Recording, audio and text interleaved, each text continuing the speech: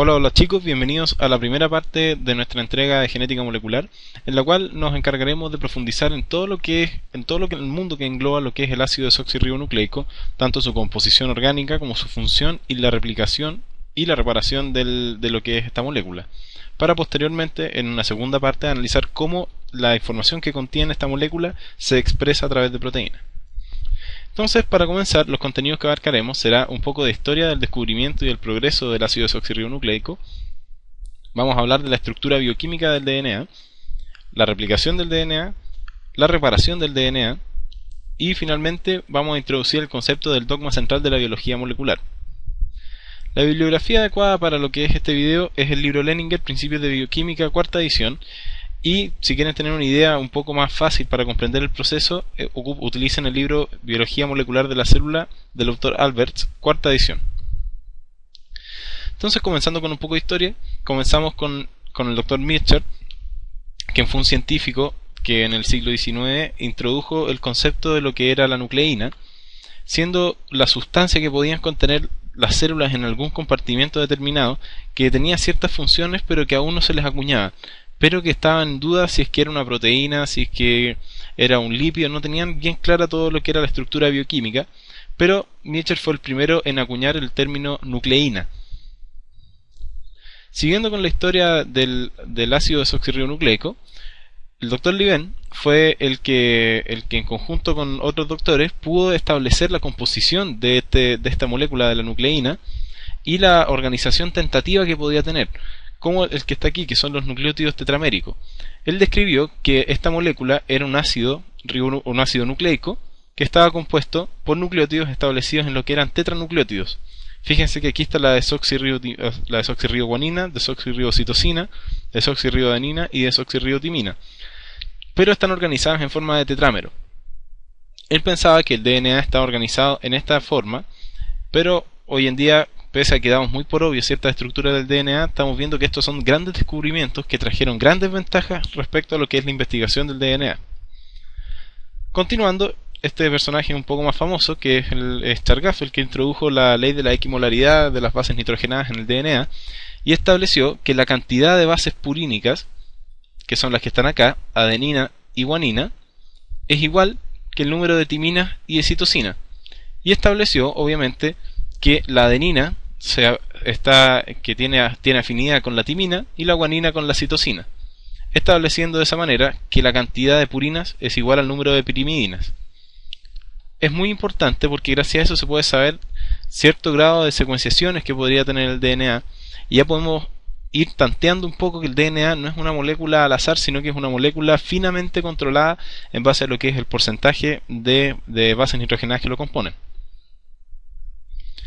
Entrando un poco a lo que son los experimentos importantes que destacan en lo que es la función del ácido desoxirribonucleico, tenemos el famoso experimento de Griffith y el Streptococcus pneumoniae o el neumococo. Fíjense que acá tenemos dos cepas de bacterias, tenemos las bacterias rugosas y las bacterias lisas. Las bacterias rugosas son bacterias que no son patógenas, vamos a poner acá, no patógenas, me falló un poco el lápiz, y la cepa S, que son patógenas. Tenemos en un primer ejemplo, tenemos bacterias virulentas que están encapsuladas y están vivas. Encapsuladas significa que forman cápsulas. El neumococo tiene una forma bien especial, que es un diplococo, tiene una forma así, y forma una cápsula alrededor de él, que tiene efectos de protección de la fagocitosis y la respuesta inmune en el huésped, pero eso no es parte de este video. Acá vemos que en un primer caso se le inyectan estas bacterias vivas, bacterias S que causan enfermedades virulentas, y el ratón muere. Tenemos bacterias que no son virulentas, que no están encapsuladas, que están vivas, que es la cepa R, y nos fijamos que el ratón vive. Acá tenemos algo que puede parecer quizás obvio, pero le aplicamos calor ahora a las bacterias virulentas, es decir, a la cepa S, y vemos que el ratón vive. Obviamente porque tenemos bacterias que eran virulentas pero están muertas, por lo tanto no tienen capacidad de replicación dentro del huésped. Pero fíjense ahora, mezclamos bacterias muertas con lo que eran las bacterias que no eran patógenas y se le inyectamos al ratón y el ratón muere. Pero al sacarle una muestra de sangre al ratón, vemos que tenemos la cepa S. Tenemos la cepa S, y aquí teníamos la cepa R, y nos fijamos que acá tenemos una mezcla de S atenuada más R. Entonces, ¿cómo podemos explicar que la interacción de bacterias que eran patógenas pero están muertas y de una bacteria que no es patógena pueda producir bacterias patógenas?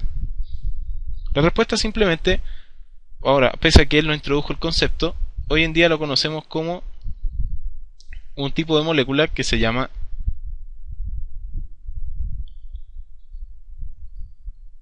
plásmido, que es una molécula de DNA que es capaz de transferirse a otras bacterias para otorgarle ciertas características especiales. En este caso, pese a que las bacterias estaban muertas, estas bacterias le transfirieron alguna sustancia a las bacterias que no eran patógenas para transformarlas en patógenas.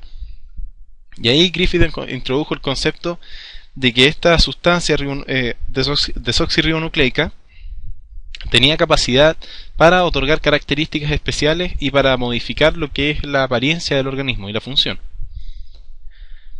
Acá tenemos otro experimento que es bastante bonito, que es el experimento de Hershey-Chase, en la cual utilizaron un fago, que es un tipo de virus, un fago T2, que son estos virus típicos que se muestran de repente en la televisión.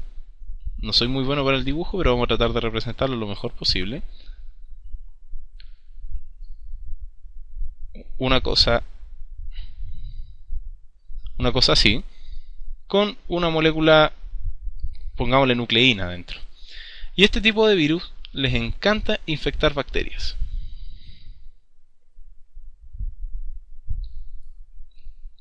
De ahí viene el nombre fago, viene de bacteriófago. Este es el fago T2. ¿Cuál era el experimento? Introdujeron en un medio para fabricar virus de este tipo de fago, introdujeron en un medio fósforo 32 y vemos que en otro medio introdujeron azufre 35, que son especies radiactivas de los respectivos elementos. Y obviamente, como la cápside del virus, que es la parte de afuera, está compuesta de proteína, obviamente si es que esta molécula que otorgaba características era una proteína, iba a contener la marca de azufre dentro de ella. Pero si es que no era esto, si es que era un ácido nucleico, el ácido nucleico tiene grupo fosfato, por lo tanto el fósforo iba a encontrarse dentro de este ácido, y como respecta a lo que es el ciclo de estos virus, eso tienen que repasarlo, los fagos se montan sobre la superficie de las bacterias, inoculan su material genético y se queda dentro de la bacteria, y luego se replica dentro de la bacteria hasta que la bacteria explota y salen muchos fagos más. Entonces tenemos el ciclo que tenemos acá, y vemos que los fagos se posan y depositan su material, y luego se centrifuga, se agita primero en el agitador Warning y después se centrifuga a 15.000 G, y vemos finalmente los diferentes sobrenadantes. En la parte de arriba tenemos el sobrenadante que respecta a lo que son los virus, donde deberíamos encontrar proteínas, y el 25% de abajo están las bacterias, donde deberíamos encontrar nuestra sustancia transferida. Vemos que en el caso del azufre, donde está la radioactividad, está donde están los virus. Eso significa que el azufre sí se incorpora a las proteínas, pero la cápside, como queda fuera de la bacteria, esta cápside quedó fuera y no es el material genético. Entonces esto comprueba que el material genético no son proteínas. Mientras que en el experimento que tenemos acá arriba, con fósforo 32, vemos que al momento de centrifugar, la radioactividad se encuentra dentro de las bacterias. Por lo tanto, el experimento de Hershey-Chase concluyó que el material genético está compuesto por fósforo, o tiene fósforo, por lo tanto el ácido desoxirribonucleico es la molécula que transfiere la información genética, o que es responsable de la información genética de las especies. Y finalmente, la estructura que conocemos hoy en día de la doble hélice dextrógira, que está compuesta por todos los antecedentes, por adenina, timina, guanina, citosina, en las leyes que ya describimos y que tienen las funciones que ya describimos, fue construida por Watson y Crick, quienes establecieron el modelo de la doble hélice dextrógera, en los cuales aparecen los nucleótidos que tienen enlaces de hidrógeno en su sentido horizontal y enlaces 3'5' fosfodiéster en las cadenas laterales.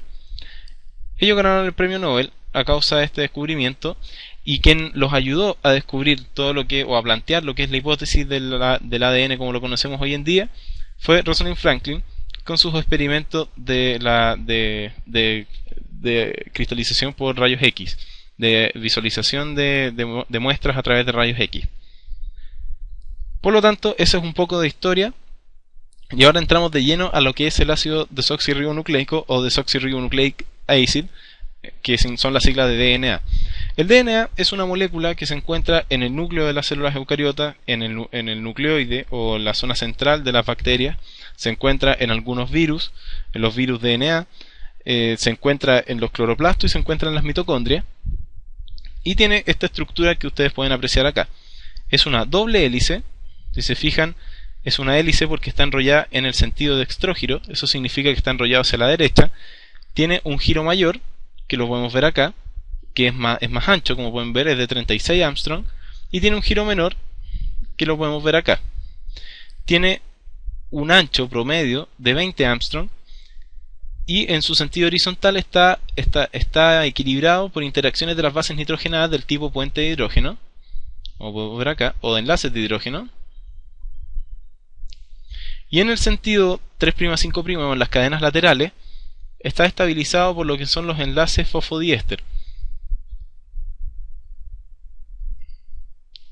Nos fijamos que existe una complementariedad de las bases nitrogenadas. Su unidad monomérica es el nucleótido, que está compuesto por una base nitrogenada, por un azúcar, que en este caso es la desoxirribosa, y por un grupo fosfato. Nos fijamos que los nucleótidos interaccionan unos con otros para poder formar esta doble hélice que tenemos acá.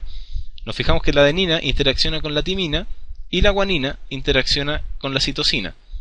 No puede existir interacción entre la guanina y la timina y la adenina y la citosina, por lo cual el ADN tendería a desnaturalizarse. El ADN no es una molécula estable en el sentido de que, o mejor dicho, no es una molécula estacionaria, sino que puede tener distintos cambios conformacionales dependiendo de las condiciones que rodean al medio intracelular. En este caso tenemos tres tipos de moléculas de DNA que son normales, que se pueden encontrar dentro de la estructura de o la molécula completa de DNA, que son el DNA A o alfa en algunos libros, el DNA B y el DNA Z. El DNA A o alfa es un DNA, una hélice dextrógira, pero mucho más comprimida y condensada que lo que es el DNA B. Nos fijamos que este es un DNA que se encuentra en estado en que existe un estrés celular o una deshidratación celular, por lo cual el DNA trata de protegerse tratando de compactarse. El DNA B o el DNA beta es el DNA típico que estábamos viendo. Si se fijan, se parece mucho a la estructura que estamos viendo acá. Es una hélice dextrógira también.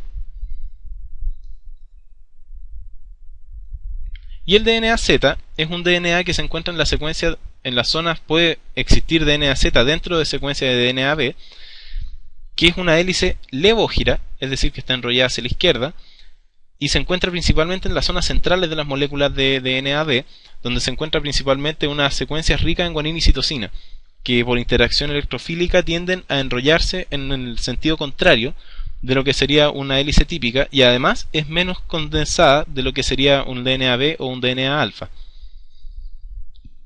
¿Cuál es la función del ácido desoxirribonucleico? Yo creo que esto es sabido ya por todos los mortales habitantes de este planeta y de otros. ¿Qué es la función de almacenar la información genética que constituye todos los caracteres bioquímicos y externos que forman a un organismo, sea una bacteria o sea un organismo complejo como nosotros? Pero más allá de eso, ¿qué tan compuesto está este DNA? O sea, ¿por qué está compuesto? Fíjense que aquí hay muchos conceptos que no vamos a abarcar en este curso, pero algo que les va a impresionar es que solamente el 1,5% de todo el DNA que tenemos codifica proteínas, mientras que el 25,9% no codifica proteínas, en las secuencias llamadas intrones que veremos en la segunda parte de esta entrega. Estas secuencias que tampoco codifican proteínas, que son secuencias reguladoras, secuencias de nucleótidos cortas y secuencias de nucleótidos largas intercaladas, vemos que existen un tipo de genes que se llaman tramposones y retrotramposones, que son genes que pueden saltar de alguna manera, pueden auto cortarse e insertarse en otro lado del DNA. Secuencias reguladoras de secuencias repetitivas reguladoras. Tenemos heterocromatina miscelánea, generalmente constitutiva, que es material no codificante que generalmente constituye los centrómeros de los cromosomas. Y acá tenemos secuencias misceláneas únicas, que todo este tipo de secuencias son muy importantes para el momento de expresar proteína, como lo vamos a ver en la segunda entrega. Ahora, ¿qué es lo importante de esto? Este es la interfase, como ustedes recordarán, que es el ciclo donde viven las células generalmente antes de entrar al ciclo netamente a lo que es la fase mitótica, donde las células se dividen en dos células exactamente iguales para regenerar tejidos, crecer, etc. Y nos fijamos que la interfase está compuesta por tres etapas, que es la etapa GAP1, la etapa S y la etapa GAP2. Lo más importante que nos interesa ahora es la etapa S, porque en la etapa S ocurre la replicación del DNA, que es un proceso muy complejo que vamos a describir en esta entrega y que vamos a tratar de explicarlo lo más fácil posible para que ustedes puedan entender de una manera completa, pero de una manera que les sirva para poder entender el proceso más que memorizárselo. Entonces entramos a la materia ya donde las papas queman, que es la replicación del DNA. La replicación del DNA se define como un proceso activo a través del cual se genera una copia de toda una molécula de DNA. Ahora vamos a hablar de otro experimento antes de entrar al detalle enzimático de todo este proceso, que es el experimento de Messelson y Stahl. Resulta que la duda que existía al momento de plantear que esta molécula podía replicarse era si es que a partir de una sola hebra, ¿no es cierto?, de DNA,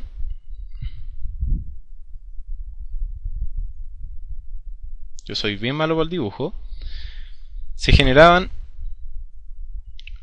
una nueva, una vieja, una y media, vieja nueva y dos nuevas. Es decir, si es que la replicación era conservativa, dispersiva o semiconservativa. A través de este experimento, fíjense que se utilizó un isótopo del nitrógeno, que es nitrógeno 14, y se cultivaron bacterias. Por lo tanto, se supone que las bacterias, utilizando el nitrógeno 14, van a incorporar lo que es el nitrógeno a lo que es su DNA, por las bases nitrogenadas. Pero también utilizaron después un nitrógeno más pesado, que es el nitrógeno 15. Perdón, el isótopo del 15, me corrijo al tiro. Entonces, las bacterias van a empezar a incorporar el nitrógeno 15. Y acá vamos a ver qué pasó entonces, cómo las bacterias utilizan las nuevas cadenas. Y fíjense lo que pasó. Apareció una cantidad menor de hebras de nitrógeno 15 puro, pero apareció una mayor cantidad de hebras que tenían mezcla de nitrógeno 14 con 15. Y a las dos generaciones, volviendo, todavía quedaban hebras con nitrógeno 14 y 15. Y ya 3 generaciones después, recién se pudo normalizar el proceso. ¿Qué es lo que quiere decir? Que la replicación del DNA, como vemos en este ejemplo más fácil, utiliza, a partir de las dos cadenas que forman la hebra original, se forma una cadena nueva complementaria a cada una de las cadenas viejas. Y este modelo se conoce como